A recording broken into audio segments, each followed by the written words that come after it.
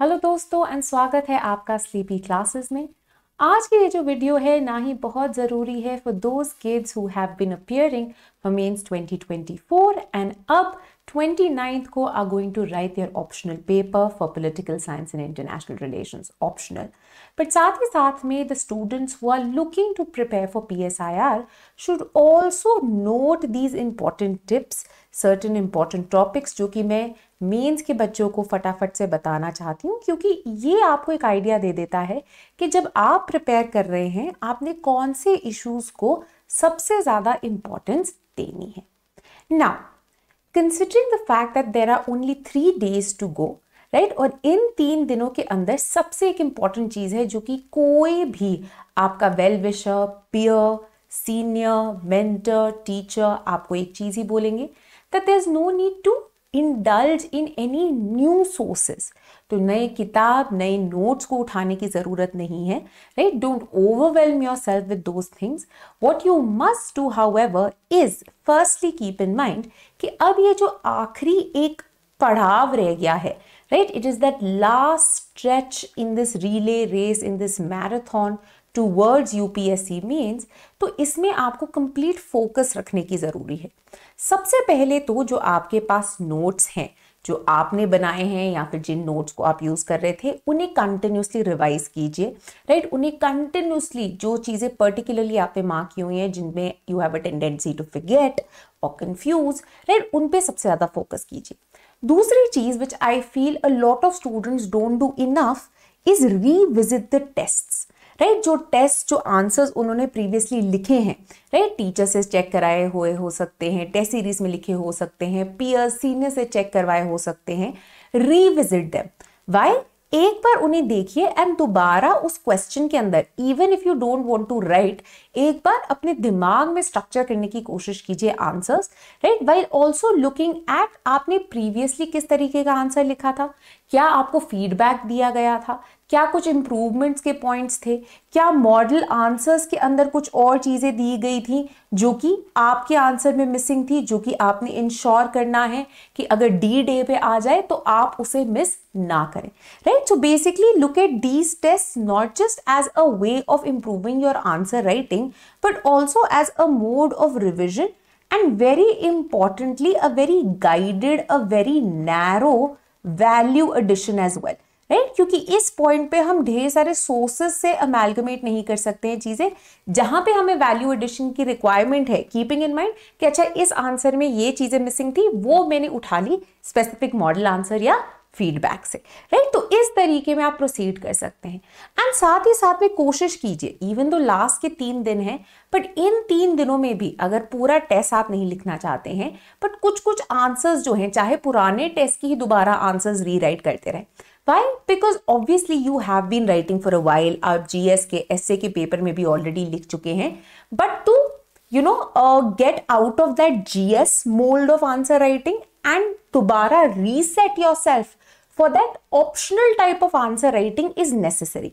And sometimes if you take a break, ये resetting is happening while you're writing the paper, due to which you might end up missing out on a few crucial minutes, right? So don't do that, right? So use this time very productively to again come back in that mode of writing answers for optional, right? So that becomes a part of your muscle memory, writing for your PSIR optional, and therefore when you go into the paper, right, it's not fresh after a while, बल्कि it's already become, it's re-entered your system again, right? So that is an important tip that you should definitely bear in mind and follow through before your D-Day when you write your PSIR optional के दोनों papers. Now, what are certain other things that you can work on?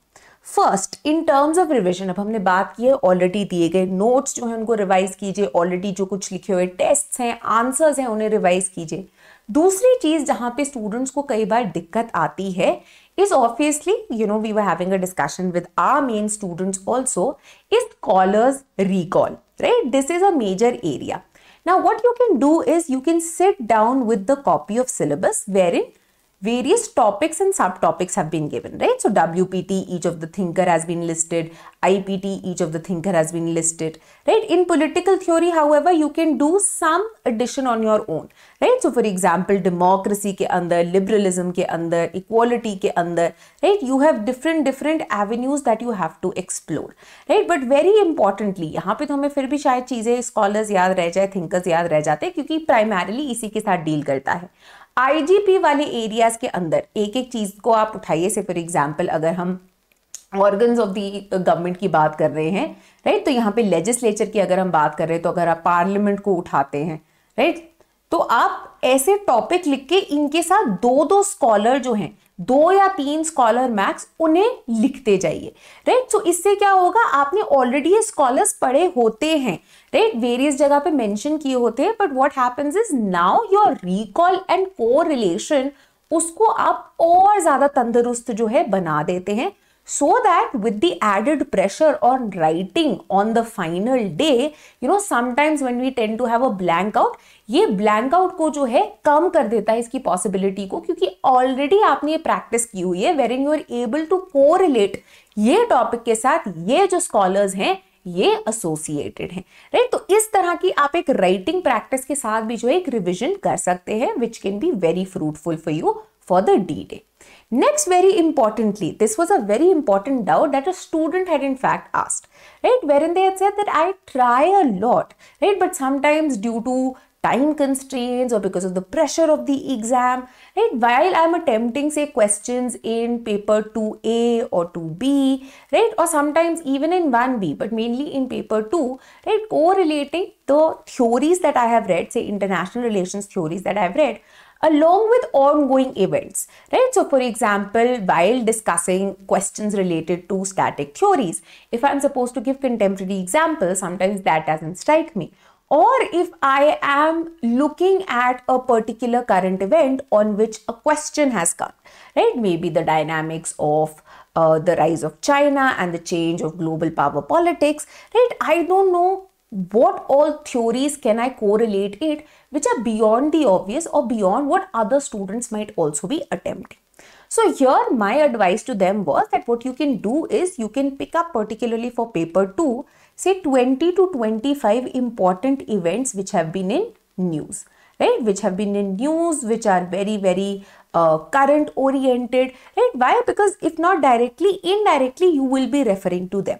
And what you can do is that for each of these events, you can look at how various theories might end up analyzing them, or in what framework would they end up fitting. And here again, you don't have to write one pager, but 2 to 3 lines के अंदर आप summarize कर सकते हैं, right? So for example, if we talk about rise of China, right, not only do we set it within the realist paradigm, not only do we talk about say the power transition theory, but we can also talk about things like how constructivism would analyze the rise of China, particularly given the identity and the values that China espouses, particularly things like the Middle Kingdom syndrome, right? So इस तरीके से आप 2-3 frameworks के through ये कुछ जो current trend है या इवेंट है या चीजें हैं न्यूज में, आप ऑलरेडी उनको प्री राइट कर सकते हैं, राइट? सो दैट उस दौरान when you are attempting your answer, again you don't have to force your mind to think there and then,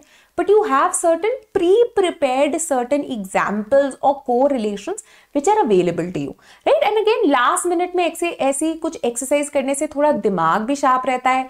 It gives you something new to do also. So you know the kind of sometimes जो हमें लगता है कि अरे हम दोबारा वो theories पढ़ के तंग आ गए और कितनी बार पढ़े, right? तो अब वो theories की आप थोड़ी सी application करके you can sort of rejig your brain also, which will help you on the D-Day, right? Now finally मैं कुछ बस लास्ट के कुछ 25 ब्रॉड टॉपिक्स आपको बताना चाहती हूँ जिन पे आप जरूर फोकस करें, राइट? जिनसे कुछ सवाल, जिनसे कुछ जुड़े टॉपिक्स जो हैं जरूर आ सकते हैं BSIR में, right. One thing very importantly, July 2024 onwards जो है लागू हो गए हैं जो आपके नए क्रिमिनल लॉज हैं, राइट। इवन तो GS2 की भी इनमें ओरिएंटेशन होती है, बट PSIR के थ्रू भी आप कई बार नए इस तरीके के क्वेश्चंस जो है वो डाल देते हैं, तो इस पे ज़रूर एक बार नज़र डाल लीजिएगा, पर्टिकुलरली इनके नाम एक्सेट्रा ज़रूर याद कर लीजिएगा, किस तरह से डिफरेंट हैं, क्या इनके कुछ चैलेंजेस आ सकते हैं, right. So do and up revising that.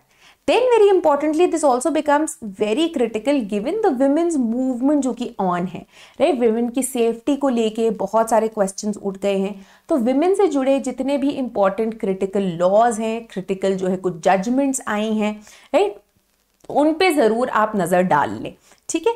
साथ ही साथ में आप बात भी कर सकते हैं कि जो नए क्रिमिनल लॉज आए हैं BNS एक्सेट्रा के अंदर किस तरह के ऐसी चीज़ें इंक्लूडेड हैं continued from previous laws plus new additions और things missing which can either bolster और weaken women security and broadly आप जेंडर सिक्योरिटी की भी बात कर सकते हैं, राइट। सो आप माइनॉरिटीज जो हैं, जेंडर माइनॉरिटीज जो हैं, उनके बारे में भी यहाँ पे रेफरेंसेस जो हैं उन्हें दे सकते हैं।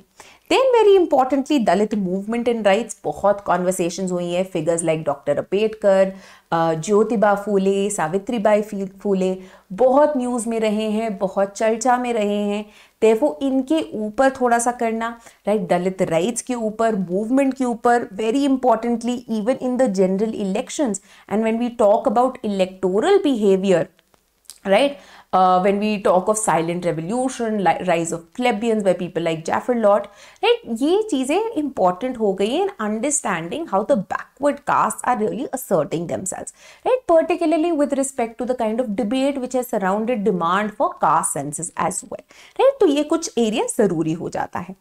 Then very importantly in terms of working of institutions as well, right, now we know that the health of democracy and democratization also really depends on the health of these various institutions and इनको लेके बहुत सारे question marks भी उठे हैं, right, so a number of independent institutions, right, particularly institutions like Election Commission of India, इन पे नज़र रखिए, right, किस तरह से इनकी working, किस तरह से कुछ question marks जो है उठे हैं, इनसे जुड़े जो नए amendments आए हैं उन पे भी आप नजर रख सकते हैं. Then very importantly amongst the chief organs of the government, right, so for example again the issue of intermingling of judiciary and the executive, right, with right, the entire debacle जिसके ऊपर बहुत कंट्रोवर्सी उठ गई थी कि should the CGI have invited the prime minister for a puja at his home, right, so ये जो एक thin line of checks balances separation of powers है, इनके ऊपर नजर डालना is very important. Then very importantly because general elections होके हटे हैं and then again this was a very critical moment, right, why, because इससे पहले तक there was almost this acceptance of a new almost one party dominance, that BJP being the systematically new important party, right, systematically dominant party, people like Milan Vaishnav had pointed this out and now the new kind of changes which have come in, right. Similarly हम बात कर सकते हैं जिस तरह से competitive welfareism को लेके question marks उठे हैं, right, should doles be meted out or not, how do they end up impacting party system in India, right, is coalition politics back, it is here to stay, regional parties as kingmakers की importance again बहुत बढ़ गई है, तो इन पे focus ज़रूर कीजिएगा, and new factors of electoral behavior as well, right, so say people like Yogendra Yadav had pointed out that when we look at the moving forces as far as the general elections were concerned, you have to look at the kind of role which was played by women, which was played by backward castes, which was played by Dalits, which was played by minorities, right, and किस तरह से ये impact कर रहा है इस पूरे you know avenue को, इसके ऊपर नज़र डालनी ज़रूरी है. Then very importantly again एक चीज़ जो कि हमेशा ही चर्चा में रहती है is the role of the governor, the role of the lieutenant governor, right, again the kind of things which have been happening in NCR Delhi, right, तो उसके कारण ये चीज़ें चर्चा में भी रहती हैं. Water governance is again one area, right, National Dam Safety Act के अंदर जो authorities है वो constitute की जा रही है, तो उनके बारे में भी कुछ चीज़ें जो हैं वो आप ज़रूर पढ़ सकते हैं, उन पे जो है थोड़ी नज़र डाल सकते हैं। Then very importantly 73rd and 74th amendment acts पे तो क्वेश्चन आते ही आते हैं, right. So most students and are preparing very very well for the 73rd amendment act and PRIs, but often urban local bodies and इनसे जुड़ी जो problems हैं ये इन पे फोकस नहीं करते हैं, कॉन्सेंट्रेट नहीं करते हैं। तो I would very highly advise that इसको इग्नोर मत कीजिएगा। Then again, farm protests again have been in news. So अपनी प्लानिंग इकोनॉमिक एंड डेवलपमेंट में एग्रीकल्चर से जुड़े green revolution, do we need another green revolution, what are the kind of changes that we need to get to increase agricultural incomes, इन सब पे भी आपने नजर डालनी है। देन वेरी इंपॉर्टेंटली पार्लियामेंट से जुड़ी चीजें, decline of the parliament, the rise of the executive, particularly the PMO against the parliament, ये चीजें इंपॉर्टेंट हो गई हैं। पर्टिकुलरली क्रिटिकली जिस तरह से सुप्रीम कोर्ट अब दोबारा एनालाइज करने की कोशिश कर रहा है the role of money bill तक को, राइट। तो इन चीजों के कारण ये जरूरी हो जाता है। Then again electoral reforms, the news of one nation one election again has been very critical, very important, तो आप इस पे भी नजर डाल लीजिएगा। देन कंपैरेटिव पॉलिटिक्स के अंदर भी ये जरूरी है, ये आपकी पॉलिटिकल थ्योरी वाले आइडिया से के साथ भी रिलेट हो सकता है, क्योंकि हम डेमोक्रेसी, डिक्लाइन ऑफ डेमोक्रेसी की बात कर रहे हैं, राइज ऑफ कंजर्वेटिज्म की बात कर रहे हैं across the world in fact, right. तो यहाँ पे again you can focus on the rise of what is called in their book Why Democracies Die, competitive authoritarianism, right. क्या इसकी राइज हो रहा है, देखने को मिल रहा है हमें अक्रॉस द वर्ल्ड, उस पे फोकस करना जरूरी है, राइट। वेरी वेरी इंपॉर्टेंट हो सकता है ये, तो इस पे जरूर आप नजर डालिएगा, ठीक है। सेकेंडली एंड वेरी इंपॉर्टेंटली आप ऑल्सो बात कर सकते हैं about fragility of democracy, particularly third world के अंदर, right. So since 2023 and 2024 again Africa के अंदर जो सिविल कॉन्फ्लिक्ट्स चल रही हैं, साउथ एशिया, ईस्ट एशिया के अंदर जो अप्स एंड डाउन्स चल रहे हैं, हमारे मेजर नेबरहुड में हमने देखा है क्या चल रहा है बांग्लादेश में, तो अगेन इस पे नजर डालने की जरूरत है। श्रीलंका में new president has come in, right. तो क्या हो सकते हैं उसके consequences, very important to have a look here, right. Similarly as the world and the global order is witnessing new kinds of insecurities, right? The question of failure of collective security and whether collective defense systems in the form of balancing mechanisms like NATO have really been fruitful, right? 75 years हो गए NATO के 2024 में, तो इस पे जरूर नजर डालिए। Expansion of BRICS, another very critical area. Indo-Pacific की तो हम बात करते ही हैं, but South China Sea के अंदर जो tensions है that have been on the rise. Nuclear proliferation, particularly in the aftermath of failure of nuclear deterrence जिसकी बात की जा रही है, जिसके कारण expansion of nuclear proliferation both vertically and horizontally, उसके ऊपर भी क्वेश्चन मार्क्स उठाए जा रहे हैं। Then similarly India and Africa के जो रिलेशंस हैं, राइट, जहाँ पे अफ्रीका के अंदर नई नई चीज़ें हो रही हैं। अफ्रीका हैज ऑल्सो सीन, जैसे कि हमने बात की थी, a number of civil conflicts, right. So alliance of Sahel states for example निकल के आ गए हैं यहाँ पे, जिन्होंने ECOWAS जो है उसको छोड़ दिया है, जिसे ऑलमोस्ट अफ्रीकन ब्रेक्सिट बुलाया जा रहा है। And particularly alliance of Sahel states के अंदर जो स्टेट्स हैं, देयर आर स्टेट्स जिन्होंने कूज विटनेस किए थे, तो ये भी इंपॉर्टेंट हो जाता है, राइट। अफ्रीकन यूनियन जो है इंपॉर्टेंट हो जाती है। Then India and Europe, EU के साथ directly, and then a couple of other examples also. Modi ji ने ऑस्ट्रिया विजिट किया था, इंडिया ने ट्रेड पार्टनरशिप जो है साइन की है EFTA के states of Liechtenstein, Iceland, Switzerland, Norway के साथ, राइट, उस पर नजर डाल लीजिए। इंडियन डायस्पोरा की इंपॉर्टेंस बहुत बढ़ गई है, right. Again we are witnessing with PM Modi's visit to US for the Quad Summit, the kind of response he's gotten. So Indian diaspora, इनके welfare, इनके uses, इनके ऊपर जरूर नजर डालिए। Then Quad, even though से डायरेक्ट क्वेश्चन ना आए, अभी होके हटा है, बट अपने एग्जाम्पल में आप अपने आंसर्स में आप इसको जरूर रेफर करना चाहेंगे। तो क्वाड 2024 में जो सबसे इंपॉर्टेंट डेवलपमेंट्स निकल के आई हैं, राइट, कैंसर मून शॉट जिस पे वो फोकस करें, हेल्थ पर्टिकुलरली इंपॉर्टेंट होता जा रहा है इन the aftermath of covid pandemic, अब एमपॉक्स जिससे से निकल के आ रहा है, कैंसर का जितना बर्डन है जिसके बारे में ऑलरेडी बात कर रहे हैं, जो मैत्री मैरीटाइम ट्रेनिंग के लिए जो ये इंक्रीजिंगली इकट्ठे आ रहे हैं, कोस्टल गार्ड्स के लिए जो इकट्ठे आ रहे हैं, इन सारी चीज़ों पे आप ज़रूर फोकस कर लें, एक फटाफट इनको पढ़ लें ताकि आंसर्स में आप इनको रेफर कर सकते हैं, right. Again the importance of BIMSTEC is rising, right. BIMSTEC साथ ही में किस तरह से गेटवे बन सकता है इंडिया की एक्ट ईस्ट पॉलिसी के लिए भी, पर्टिकुलरली गिवन द फैक्ट कि एक्ट ईस्ट को 10 साल हो गए हैं, राइट। It is also important because you have to look at the state of north east, जहाँ पे बहुत कॉन्फ्लिक्ट्स हमें देखने को मिल रही हैं, एंड किस तरह से इंडिया इसके साथ टैकल कर पाता है उस पर आप नज़र डालिए, राइट। बिकॉज यहाँ पे again the issues of illegal migration, smuggling, drugs, ये सब जो है इंपॉर्टेंट हो जाता है। Then India and West Asia has witnessed lots of highs and lows currently. Then very importantly जिस तरह से पावर्स जो हैं, particularly revisionist powers like China and Russia अपने रोल को एक्सपैंड करने की कोशिश कर रही है, इंडिया किस तरह से टैकल करता है इस चीज़ को, उसको भी देखना है। देन इंडिया की चेंजिंग फॉरेन पॉलिसी, किस तरह से इंडिया जो है, जो करंटली अपहीवल चल रहा है ग्लोबल ऑर्डर में, वर्ल्ड पॉलिटिक्स में, उसको किस तरह से टैकल कर पाएगा, क्या इंडिया की changing foreign policy is suited to it. इसी के अंदर इंडिया की जो नई डिफेंस डिप्लोमेसी आ रही है, राइट, आत्मनिर्भर भारत की जब हम बात करते हैं, उसके अंडर नई जो है ये मैरीटाइम डॉक्ट्रिन्स की बात कर रहे हैं, राइट। इन सारी चीज़ों पे ज़रूर आप फोकस कर लें। ORF के ऊपर बहुत बढ़िया आर्टिकल्स जो है आपको इन सारी चीज़ों पे मिल जाएंगे, तो एक बार उनको आप पढ़ सकते हैं।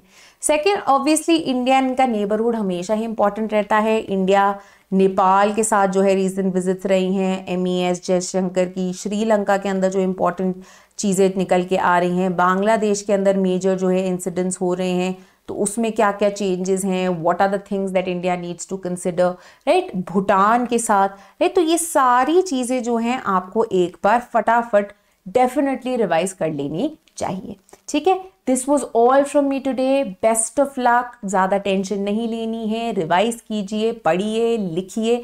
अगर आप इसी से ऑक्यूपाइड रहेंगे तो टेंशन लेने का टाइम ही नहीं होगा, right. And go and give your best shot in the paper, right. एक बस आखिरी चीज़ मैं उन बच्चों को बताना चाहती हूँ जो कि मेंस नहीं लिख रहे हैं बल्कि 2025 की तैयारी कर रहे हैं, तो हमारा जो आखिरी बैच है political science and international relations program का, फाउंडेशन कोर्स का, एंड अगेन अपने ऑप्शनल के कोर्सेज में हम रिकॉर्डेड वीडियोस ऑफर करते हैं ताकि ये टाइमली कंप्लीट हो जाए, होलिस्टिक हो। साथ ही साथ में इनमें मंथली करंट अफेयर्स की वीडियोस भी आपको मिलते हैं ताकि मेंस 2025 तक कोई भी हैपनिंग हो वो आप मिस ना करें, along with answer writing practice, private Telegram groups and live sessions with me every month आपके डाउट को रिजॉल्व करने के लिए। तो आखिरी बैच होगा ये, very importantly given the fact कि ऑलरेडी जो है कुछ ही समय रह गया है आपके ऑप्शंस को प्रिपेयर करने का, राइट।